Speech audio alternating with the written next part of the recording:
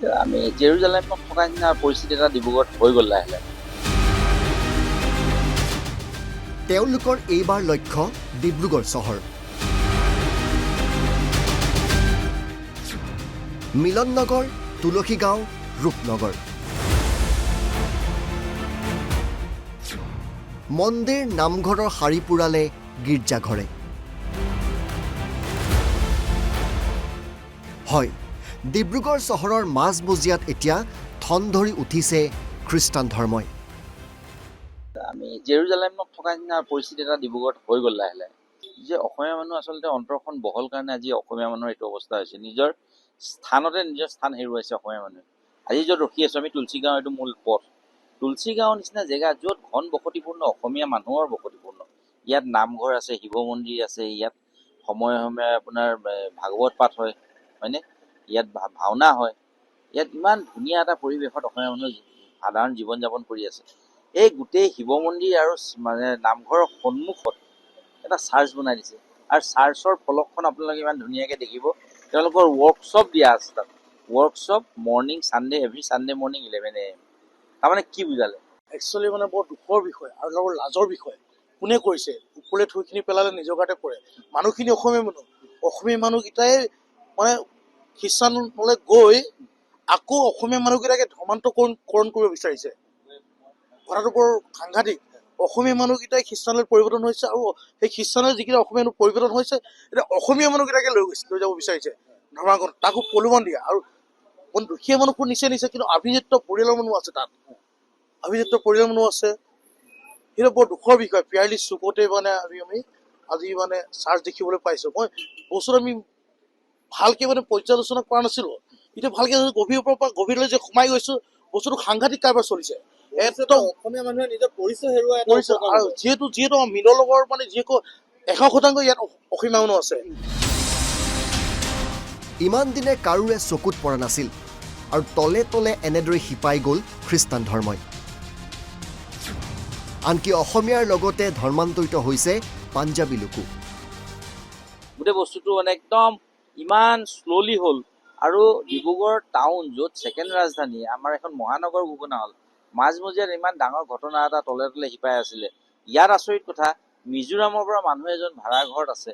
তেওঁৰ কথা আজিলৈকে কাৰো ওচৰত নজৰত নাই। তেওঁ মানুহৰ ঘৰত গৈ 2 ঘণ্টা 3 ঘণ্টাকৈ মানুহক মটিভেট কৰে যে আপোনালোকৰ বেমাৰ হৈছে, প্ৰথমতে চিনাকি হ'ব, তাৰপিছত আহি সঘন সম্পৰ্ক কৰিব, সৰু সৰু বুকলেট দিব, তাৰপিছত লাহেকৈ ক'ব যে আপোনালোকৰ এই প্ৰব্লেম। কাৰণ চব মানুহৰে নিজা নিজা ঘৰত নিজা নিজা সমস্যাৰে জড়িত হৈ আছে। তেওঁলোকে ক'ব যে সমস্যাটো সমাধান কেৱল মাত্ৰ মানে আপোনালোকক গদে দিব পাৰিব। তেওঁলোকে এনেকৈ মটিভেট কৰে যে আমি প্ৰে কৰিম, আপোনালোকৰ গোটেই প্ৰব্লেম চল্ভ হ'ব। লাহে লাহে লাহে লাহে লাহে লাহে মানুহক মটিভেট কৰি তেওঁলোকে খ্ৰীষ্টানিজম কৰি দিলে। তুলসী গাঁৱত হ'ল, অলপ আগত আমি নিৰ্মালী গাঁৱত, আমাৰ ইয়াত ৱাৰ্ড কাউন্সিলাৰ আমাৰ বিজু আছে, তেখেতেও নিজ চকুৰে দেখিছে এইটো বস্তু। তেওঁৰ ঘৰৰ 42 চুকত হৈছে। তেখেতে বস্তুটো দেখিছিলে যদিও বস্তুটো তেওঁ মন ভালকে দিয়া নাই, কাণ দিয়া নাই। তেওঁৰ নজৰত তেনেকে নাই। এতিয়াহে তেওঁলোকে সতৰ্ক হৈছে এনেকুৱা কি ধৰণৰ ঘটনা। এতিয়া নিৰ্মালী গাঁৱত চাৰ্চ হৈ গ'ল, পকাৰ চাৰ্চ। ইমান ডাঙৰ ঘটনা আপুনি চিন্তা কৰক, য'ত নিৰ্মালী গাঁৱত কেৱল আৰু কেৱল অসমীয়া মানুহে গোটেই পৰিপূৰ্ণ। এতিয়া মেডিকেল কলেজত আপুনি অকল কেৱল অসমীয়া মানুহ নহয়, মেডিকেল কলেজৰ কেম্পাছৰ ভিতৰত শিখ সম্প্ৰদায়ৰ মানুহ আছে প্ৰায় 30 ঘৰমান। তাৰ ভিতৰত বোলে 6 ঘৰমান মানে আপোনাৰ ভিতৰি তেওঁলোকে খ্ৰীষ্টান কৰি দিলে। আৰু সেই শিখ সম্প্ৰদায়ৰ মানুহকেইজনে নিজৰ পাগৰিটো যেনেকে পিন্ধি আছে তেনেকে আছে, পাগৰি নাই কথা। তেওঁলোকে তেওঁলোকৰ নিচিনাকে আছে, কিন্তু তেওঁলোকে গুৰুদ্বাৰত নাযায়, তেওঁলোকে কেৱল মাত্ৰ যায় চাৰ্চলৈ। চাওকে দৃশ্যসমূহ। ইয়াত ডিব্ৰুগড়ৰ পশ্চিম মিলন নগৰ, তুলসী গাঁও, ৰূপনগৰ এলেকা, য'ত গঢ়ি উঠিছে গীৰ্জা আৰু একাধিক প্ৰাৰ্থনা গৃহ।